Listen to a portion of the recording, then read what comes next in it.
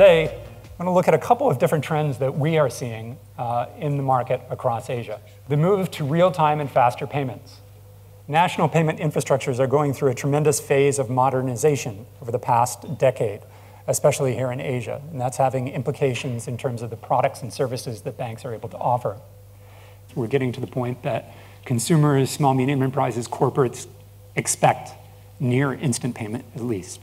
Unfortunately for banks, it's no longer really a point of differentiation because everybody has access to the same, the arms race, if everybody has the same access to the technologies. Increasingly, it's about what you can put on top of those.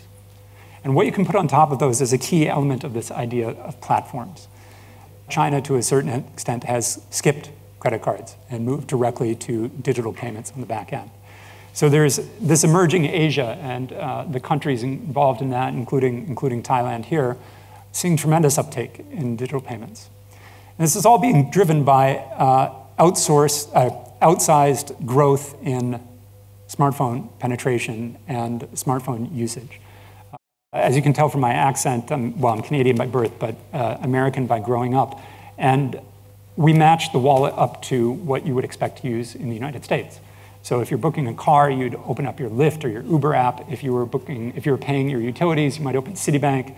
If you were doing, in this case, women's style, you would be using eBay to potentially buy something online using e-commerce. In China, there's one app to do that, and it's called WeChat. You see merchants all across big cities like Shanghai and increasingly second and third tier cities, even in Tibet, that have QR codes that they're using to accept mobile payments. And that's incredibly empowering. It allows people access not only to financial services, but as we'll see, to payments, but increasingly a larger amount of financial services as well. All of the things that we can layer on top of those value propositions. Real-time domestic payments have become the new normal.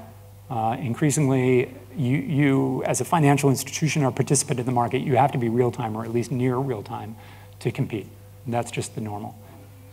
Digital payments are changing the way that 4 billion people bank and will handle their financial lives. Initially, this was payments. But with all of the different products and services that are being layered on top of that, increasingly people's financial lives is now through their phone. E-commerce and tourism drive cross-border retail payments. 62% of cross-border payments right now, at least on the retail side, are card payments.